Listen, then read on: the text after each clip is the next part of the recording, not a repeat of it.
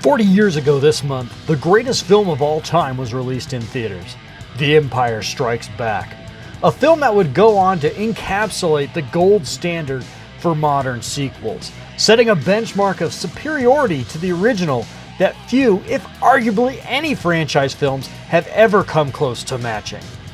It is the second leg in Luke Skywalker's cosmic hero's journey that takes him and his friends from the frozen wastelands of Hoth to the murky swamps of Dagobah, across the vastness of space to the regal yet industrial Tabana mines of Cloud City on the gas giant world of Bespin. Throughout the film, our heroes are not only thwarted in the first act in a crushing defeat at the hands of Darth Vader's Imperial forces on the ice planet Hoth, but are ruthlessly hunted across space by the Dark Lord himself. The Sith Lord is obsessed with finding young Skywalker to reveal the mysteries behind the youth's legacy in order to recruit his power to help overthrow the Emperor himself and reign over the galaxy as father and son. It is the failure of our heroes in this film, most notably Luke, is what sets it apart from so many other 80s franchises I enjoyed as a kid.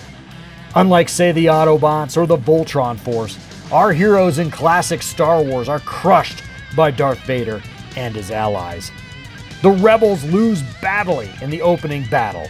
Han, Leia, and Chewie can only evade Darth Vader and Boba Fett for so long before they themselves are captured. Luke endures his trials of his Jedi training under constant reminder of his unreadiness, and when he leaves the tutelage of Master Yoda too soon to rescue his friends, he not only fails miserably, but is almost killed in the process. The Empire Strikes Back is the ultimate portrayal of classic storytelling and modern myth in the greatest second act of George Lucas's original space opera. A film that had a profound impact not only on the limits of my own imagination, but on the very way in that I viewed my own successes, but more importantly, my own shortcomings and outright failings growing up in the 1980s and early 1990s. You see, while I had, for the most part, a fantastic childhood, growing up, I did experience a great deal of personal frustrations, not only academically, but athletically as well.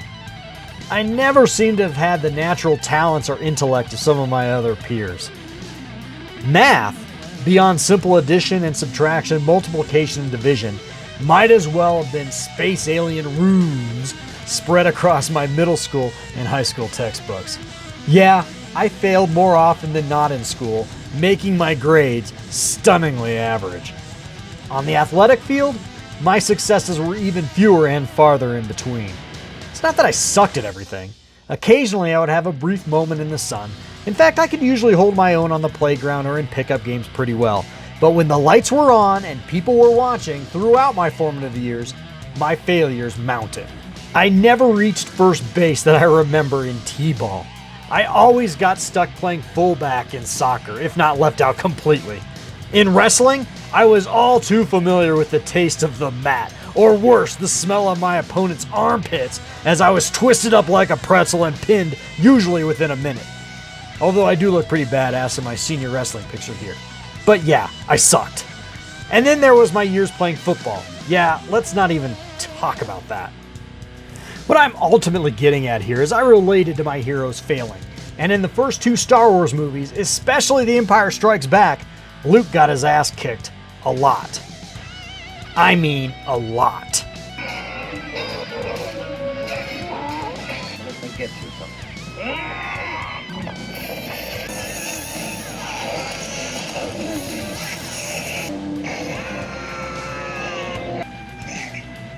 Why you fail?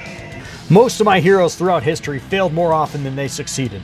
So why wouldn't that be the case for my favorite hero of all time, Luke Skywalker?